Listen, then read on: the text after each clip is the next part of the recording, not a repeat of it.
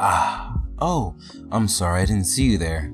Don't mind me, I was just drinking some nice water-flavored tea, straight from the bottle. You see, it's been trending on YouTube recently where people are, quote-unquote, spilling tea. It's a term used when people are going to discuss a topic that's a little bit controversial. So I thought it would be kind of appropriate to spill some water-flavored tea at the beginning of this video, because we're gonna spill some tea on the future of Warframe. And during these kinds of videos, you really want to listen to the video rather than watch. So you can listen to this video in the background while you're doing your normal daily tasks like doing the dishes or subscribing to MSage, you know, the normal things. So without further ado, sit back, relax, and let's spill some water-flavored tea on the future of Warframe.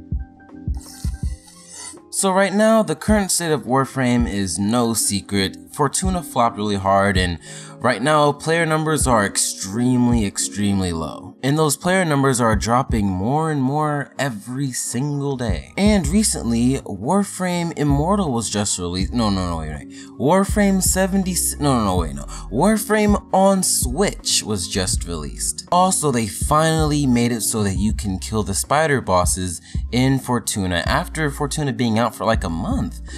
Wait, hold on, wait, yeah? Oh, okay. I'm sorry, I read the cue card wrong. You still can't kill the spider bosses in Fortuna. Wait, what is that? Oh, also, it's still not on console. That is the big yikes. Something that happened this week, DE Tactical Potato, because let's be real, he might as well be a part of DE at this point, but DE Tactical Potato did an interview with DE Scott. And this interview is like a good hour long, and I listened to the whole thing, and he said a lot of things that would probably get you really hyped. I mean, for example, they discussed raids. They discussed that the reason why they got rid of raids is because they were just so custom in code that whenever they would update the game, they would just break. And so, as a result, they just got rid of it because it was just too complicated to fix. You know what I mean? Just like, that's something that you do as a company. If it doesn't work, get rid of it. That's something that I learned in tech support. It's just like, you know, hey, is there a problem with your device? Throw it away. You know what I'm saying? Just F it. So you know what they're gonna do? They're hoping that to get that feeling of something challenging, you know, they're hoping the crab bosses will satisfy that. Now that is a very strong statement, because you're going to compare a 4-man crab fight that's probably just going to be just as good as Eidolon's to a raid with 8 people, because it's been confirmed they're not doing the 8-man thing anymore. Now look, it's possible that they're gonna make these crab fights in such a complicated way that it will compare to a raid. But hey, if we have to craft another hand cannon thing for our operator, I can tell you it's gonna flop. But hey, if we don't, it could be good. They also mentioned that they have 6 new Warframes in the making, one being Barack Obama himself. Actually, the Warframe's name is Baruch, and he seems pretty interesting. I haven't seen his powers yet, but hey, I hope they make him good and not nerf him like they just did to Garuda. Yeah, they just nerfed Garuda's 4. Okay. Warframe is dying 5. Where is Warframe headed in the future? Well, I'm seeing that Warframe is trying to expand on different platforms, and they're really pushing forth a lot of advertisements, but not retaining the new players that they're gaining.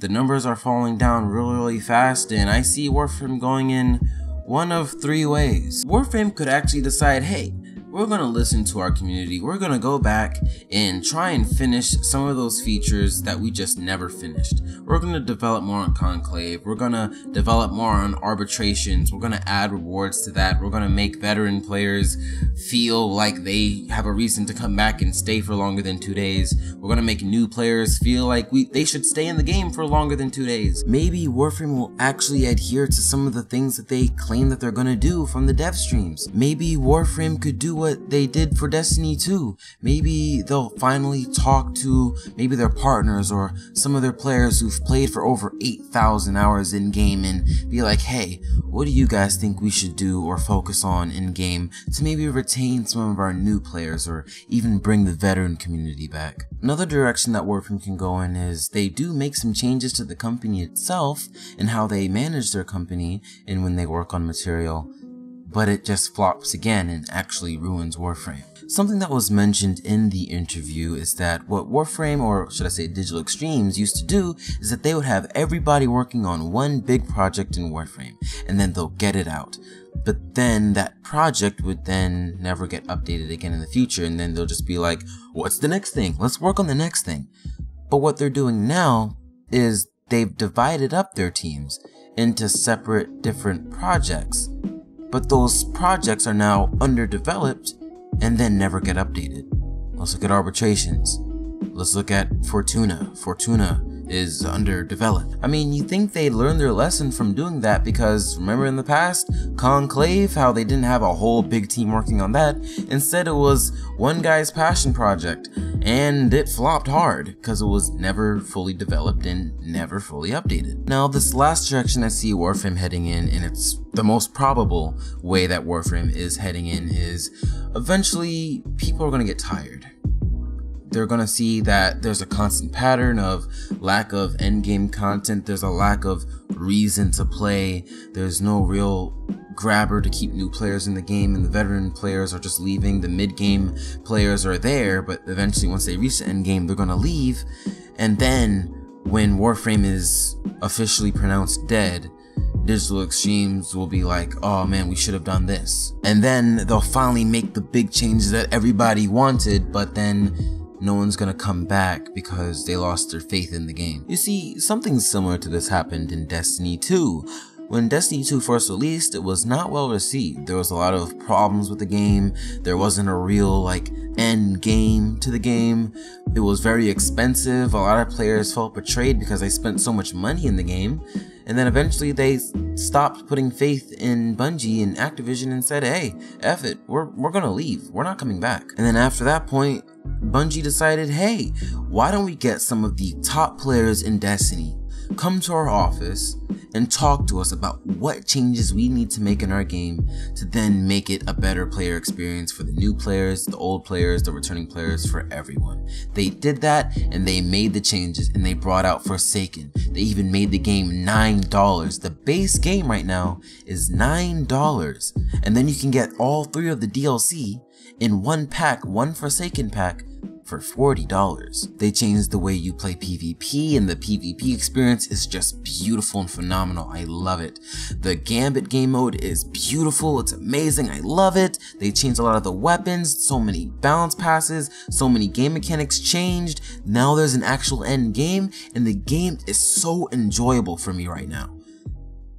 But people aren't willing to give Destiny 2 a second chance. That was until Destiny 2 decided to do a free-to-play promotion where the base game was free for life to make players want to buy Forsaken.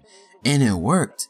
It brought a lot of new players into the game and brought a lot of old players back to the game because they're hearing the new players' experience. But this won't work for Warframe, because Warframe is already free. So Warframe can't pull a stunt like Destiny and just, oh, let's go free for a month to bring the players back. They'd have to do something huge in order to bring that player base back, but honestly, I don't see that happening. Unless, there's one way that is extremely unlikely going to happen, but if they did this, I feel like it would bring a lot of players back, or at least making a lot of new players stay. Give them a sense of reward. There's a meaning to the grind. There's a meaning to killing powerful enemies. What if weapon blueprints dropped from enemies? Instead of just buying all the blueprints with credits or even platinum, make them drop from enemies. Make the really good weapons drop from the bosses in Warframe. Give us a reason to take on those bosses. Give us a reason to actually want to build our weapons super strong to take out strong targets. That would convert Warframe into a game that is very rewarding.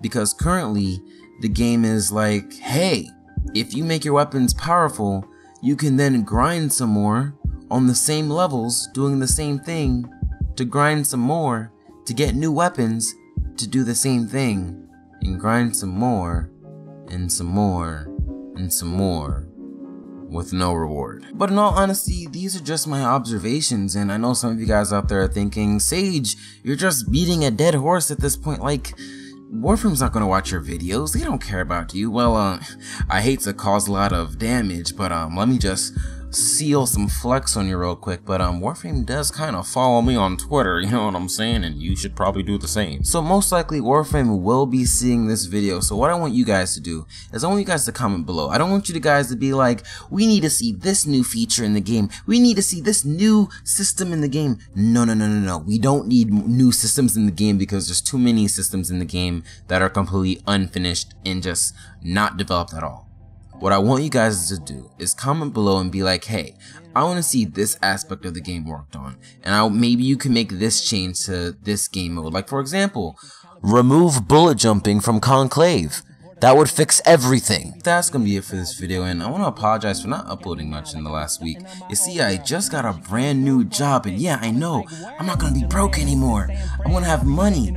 That means I can continue to feed my unhealthy addiction to ramen noodles. But I'm not gonna let that get in the way of me uploading videos, but that's gonna be it for this video, and if you guys enjoyed today's video, go ahead and leave a like, and if you haven't subscribed yet and you want to become part of the Dankumi family, then go ahead and do so, and I will see you guys later. Be certain about. Don't change, don't change, don't change. Even though life ain't the same. Say, don't change, don't change, don't change. Life gon' make it happen anyway. And I say, don't change, don't change, don't change. Even though life ain't the same. Say, don't change, don't change, don't change.